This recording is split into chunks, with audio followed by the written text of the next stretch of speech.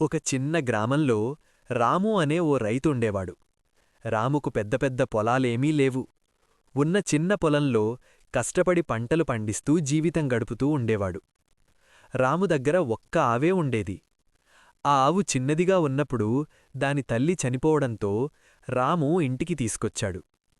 అప్పటినుంచి రాము ఆ ఆవును తన పిల్లలా పెంచుకున్నాడు. ప్రతిరోజూ ఉదయం లేచి బంగారం లే తల్లీ అని ప్రేమగా పలకరిస్తూ పాలుదోసేవాడు. పచ్చని గడ్డిని తెచ్చి తన చేతులతో తినిపించేవాడు. రాము కనిపించగానే ఆవు దూరంనుంచే అరుస్తూ పరిగెత్తుకుంటూ వచ్చి తన ముక్కుతో రాము ముఖాన్ని తాకుతూ ఆనందం చూపించేది. గ్రామంలో వాళ్లంతా చెప్పుకునేవారు, రాముకి ఆవు అంటే ప్రాణం అని. కొంతకాలానికి ఆవు పెద్దదయింది. బాగా పాలివ్వడం మొదలుపెట్టింది. రాము ఆ పాలను అమ్మి వచ్చే డబ్బుతో ఇంటి ఖర్చులు నడిపించేవాడు. కాని రాము ఎప్పుడూ ఆవును కష్టపెట్టలేదు. ఇతర రైతులు ఆవులను గట్టిగా పనిచేయించటం, కొట్టటం చూసేవాడు. కాని రాము మాత్రం చెప్పేవాడు, ఆవు మనకి దేవుడిచ్చిన వరం, దాన్ని బాధపెట్టకూడదు అని. ఒకరోజు భయంకరమైన వర్షం పడింది. చుట్టూ వరదలొచ్చాయి. రాము పొలంలో ఉన్నప్పుడు గుర్తొచ్చింది, ఆవు షెడ్డులో ఉంది, సురక్షితంగా ఉందా? వెంటనే నీళ్లలో నడుచుకుంటూ ఇంటికి పరిగెట్టాడు. షెడ్ సగం నీళ్లలో మునిగిపోయింది. ఆవు భయంతో అరుస్తోంది. రాము ఒక్క క్షణంకూడా ఆలోచించకుండా నీళ్లలోకి దూకి ఆవును బలంగా పట్టుకుని బయటకు తీసుకొచ్చాడు. తన శరీరం మొత్తం తడిసిపోయింది. కాని ఆవును కాపాడాడు. ఆవు రాము దగ్గరకు వచ్చి ప్రేమగా ముక్కుతో తాకింది. అది కృతజ్ఞత చూపినట్టు అనిపించింది. కొన్ని నెలలు గడిచాయి. ఒకరోజు ఆవుకు తీవ్ర జ్వరం వచ్చింది. పాలివ్వడం తగ్గిపోయింది. తినలేకపోయింది.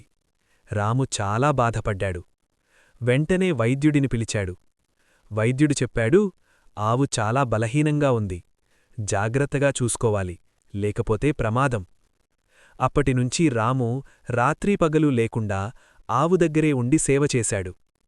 తన భోజనం కూడా తగ్గించి ఆవుకు మంచి గడ్డి మందులు కొనిచ్చాడు. రాము మనసులో ఒక్కటే ప్రార్థన, దేవుడా, నా ఆవును కాపాడు అని.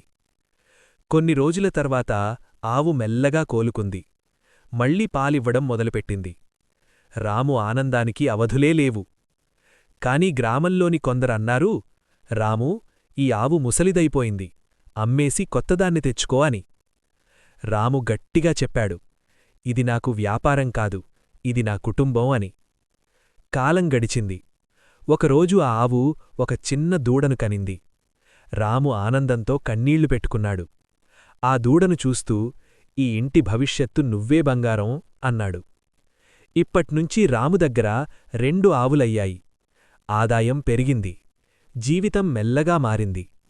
గ్రామం మొత్తం రాము కథను ఉదాహరణగా చెప్పుకునేది.